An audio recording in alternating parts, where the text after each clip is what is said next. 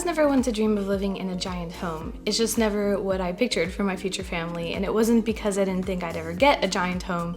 It's, I think, rooted a little bit in my European background that we don't have these like massive, fabulous American homes, and especially here in Portugal, the reality is most people live in an apartment. I grew up very privileged. I grew up in an apartment complex that had a pool and a giant yard and a bunch of kids to play with, which is important because I was an only child.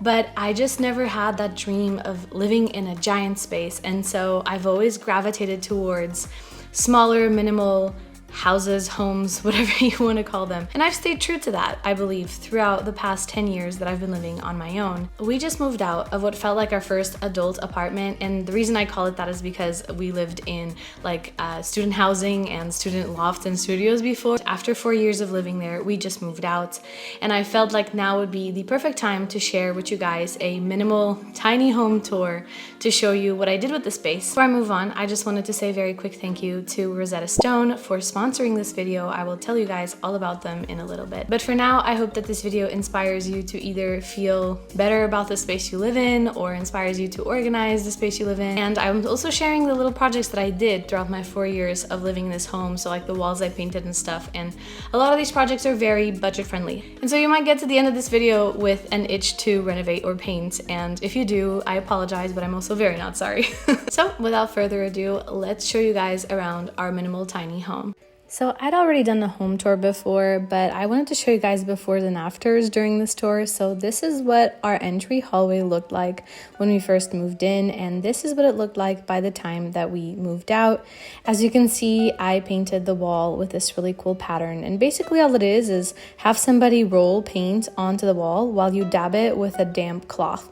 And it created this like lime wash, washed out look that to the day that we left the house, we were still obsessed with. I also added a little plant and a mirror, but that alone made this small little entryway so much cuter. We didn't touch the other side, we just let it stay white.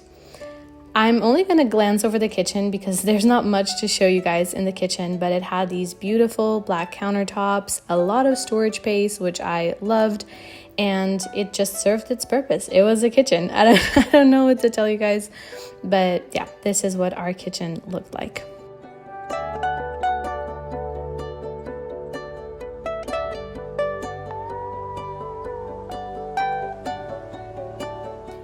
Moving on to the second hallway, this one had a built-in closet, and it's the closet that my husband used as his main closet because in our bedroom there was no built-in closet.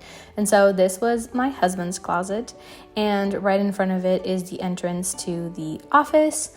When we moved in, this is what it looked like. We fell in love with these giant windows, and it's one of the main reasons why we rented this house in the first place. That you could just open them up and smell the ocean was definitely a highlight.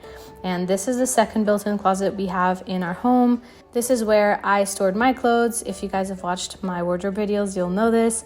And this is what the office looked like right before we left. So as you can see, I really made this space my own. I was so in love with my little desk setup, had my iMac and just a few little knickknacks.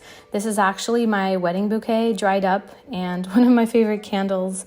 And we had this little painting someone made for us of our little family of 4. I had a standing desk, which was really handy, and this little plate was from Malta. You guys might remember this from my Malta video. This is my little bookshelf. I don't have that many books, but this is the collection that I've put together so far, and you'll definitely be seeing this bookshelf come back in our new house. And the top shelf was just a little memory shelf, which even as a minimalist, I had one of these.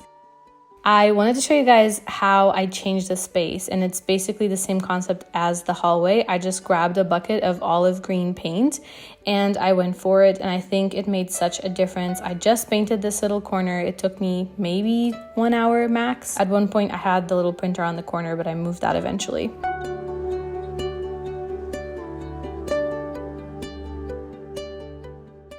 This little pillow also came from Malta, added a pop of color, and these are a few memories. This one has been with me since my first college dorm room. That's a little sign of where I was born, and this is a Taurus sign, which is my husband's horoscope sign, and I just really liked the final look of the place.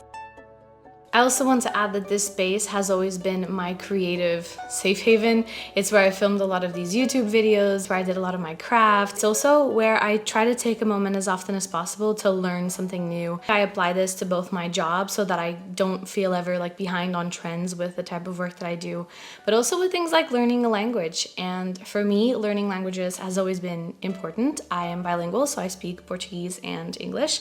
But I moved to the Netherlands when I was 18, and as soon as I got there, I realized I wanted to know how to interact with the locals.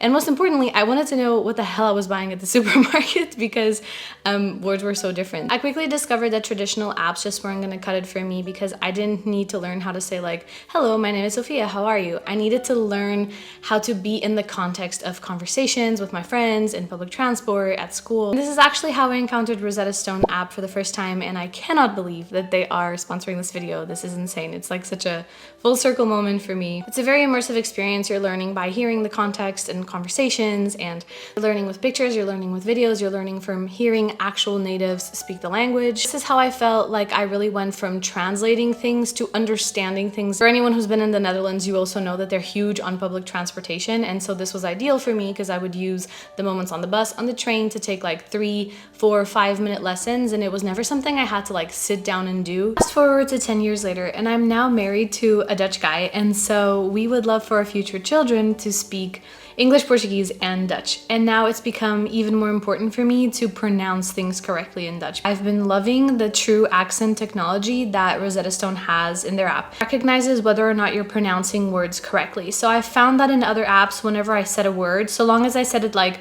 close enough to how it's supposed to sound on the microphone, then they gave me the correct answer. Whereas with Rosetta Stone, there's a little circle and it grades you and shows you how close you are to the actual pronunciation. Jongens. Meisjes. Meisjes. It's also been super fun to get to know the languages of the countries we're about to visit. Recently we went to Japan, and both my husband and I wanted to know just the basic polite phrases. You definitely took like bathroom breaks and, you know, like little breaks around the house when you have nothing to do, to just be on the app and practice. Right now you can actually get 60% off a lifetime language access subscription. You know how sometimes you just don't have time to learn or use an app, and then you're paying like $12, $13 a month, and you end up canceling it because you're like, oh, I didn't have enough time. And because you've canceled it, it becomes even harder to get back to the habit. It's lovely to have the app there, you know, like whenever we're about to go on a trip, whenever I just want to practice my Dutch a little bit better, I don't have to pay for the monthly subscription anymore. If you guys are traveling soon or you're interested in learning a new language, this is like your little sign from the universe to commit. I'm gonna leave a QR code here on the screen that you can just scan with your phone, or you can use my exclusive link down in the description bar below to enjoy 60% off the lifetime language access. And with that, let's go back to the home tour. Up next, we had the bedroom. This is how it started out, with white walls, very plain. This was the day we moved in and I had just made the bed. Again, these marvelous windows were such a selling point, and this is what it looked like by the time we moved out. You can see I have a pattern of painting little corners in different colors, but this one was a bold move. I decided to go for a black accent color, and I just think it did wonders. I don't think I really have to say much more. It kind of speaks for itself, but yeah, in this side of the room, I had 2 more little posters, my vanity, which I made a video about if you want more information on this, and we had a 6-drawer set that we used for things like underwear, workout clothes, etc., and this really pretty mirror, and our wedding sign too. Just taking this white wall underneath the window, again grabbing like the smallest little bucket of paint, I want to say was maybe 1.5 liters, and just going for it and painting it black just made it look like a header almost, because our bed didn't have a header, and just made such a difference. It really gave like depth to our room without taking away light, since it was the wall where the windows are at. Just to give you guys a little tour of the bathroom, it was the tiniest bathroom, so there's not much to show you, but when you went in, there was just a little sink and a mirror, and right next to it, there was the toilet, the bidet, and we didn't have that much storage space, which is something I'm very excited about for a new house. I tried to make do with all these little storage boxes, but yeah, and then to the other side of the bathroom was just the shower head. Last but not least, if you walk back out, down the second hallway to the first hallway, you'll find our living room, and this is what it looked like right before we moved out. When it started, as you can imagine, it was also white, and this is what it looked like originally. Again, I loved the view from this room. It kind of made it feel like you were in a little tree house when the leaves were full grown. And the first thing I did was actually paint this half wall in beige, and we kept it like this for, I want to say, 2 years. But at one point, I just felt like it was too plain. Don't get me wrong, I really loved when the living room looked like this. I had beiges and blacks and whites and caramel colors, but I wanted to make it more moody, I think is what I'm going to describe it. And so I became every landlord's worst nightmare, and I painted the entire room a dark olive green. I have to say, when I first saw the color, I regretted everything, but once I saw it all put together, I was absolutely obsessed with it. It became so moody. This was where we had our TV console and a few little knickknacks. I have a little paw print of both my dogs, which is really cute. This table is where my husband worked most of the time since I had my office, and we pushed it against a wall every time we weren't using it for dinners and things like that.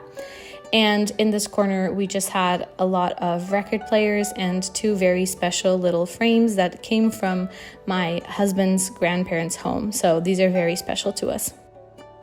I was really sad to have to leave this house and kind of undo everything I did, because painting this one was really sad, painting this whole thing white.